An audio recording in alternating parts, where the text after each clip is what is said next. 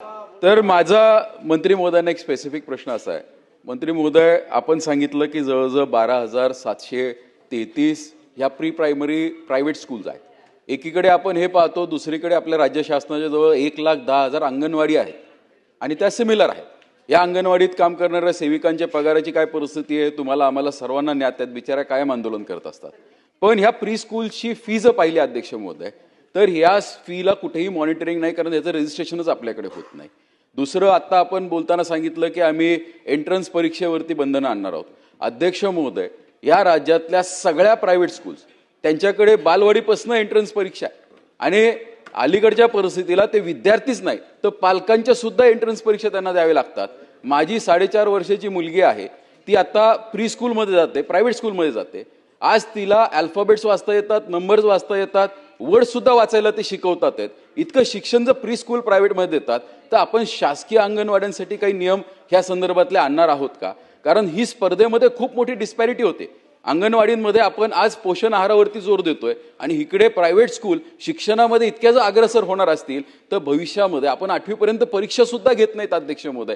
तर याच्यावरती आपल्याला खऱ्या अर्थाने कुठेतरी मॉनिटरिंग आणावं लागणार आहे. एक तर डिस्पॅरिटी कंट्रोल करायची, म्हणजे याचा अर्थ असा नाही की प्रायव्हेटची क्वालिटी खाली आणायची आहे. आपण आपली अपग्रेड करू शकतो का, किंवा हे मॉनिटरिंग कशा पद्धतीने करता येईल? कारण मुलांवरती जो पियर प्रेशर तयार होतोय, आज 6वीचं आपण पहिल्या वर्षाचं ऍडमिशन प्रोसेस ठेवली आहे फर्स्ट स्टँडर्डचं, पण अनेक जे IB स्कूल्स आहेत तिथे आजही फर्स्ट इयरचं पहिलीचं ऍडमिशन हे 6 वर्षाचा राज्य शासनाचा आणि केंद्र सरकारचा नियम अजूनही पाळला जात नाही. हे सुद्धा काही अनुभव पाहायला मिळतात. त्याचं कारण असं आहे की आता मदर टॉडलर्सपासूनच प्री स्कूल सुरू होतात. माझी आपल्या मार्फत मंत्री महोदयांना विनंती आहे की हा नियम आपण जो आणणार आहोत रजिस्ट्रेशनचा, हा लवकरात लवकर म्हणजे कधीपर्यंत आणणार आहोत? कारण याच्या उत्तरात म्हणलं की हा प्रश्न उद्भवल्यामुळे आम्ही विचाराधीन आहोत. म्हणजे आज तुम्ही विचाराधीन आहात तर उद्या हे सेशन संपल्यानंतर किती काळामध्ये हे रजिस्ट्रेशन पोर्टल आपण सुरू करणार आहोत? अध्यक्ष महोदय, हा तारांकित प्रश्न जो होता तो राज्यातील खाजगी पूर्व प्राथमिक शाळांचं पोर्टल अनिवार्य करणं, आणि म्हणून याचं उत्तर देत असताना सांगितलेलं आहे की या संदर्भातला अधिनियम त्याचा प्रोसेस काही महिन्यांच्या पासूनच प्रगतीपथावर आहे. या संदर्भामध्ये महिला व बालविकासचे अभिप्राय प्राप्त झालेले आहेत आणि आता LNGD कडे तो अंतिम टप्प्यात आहे.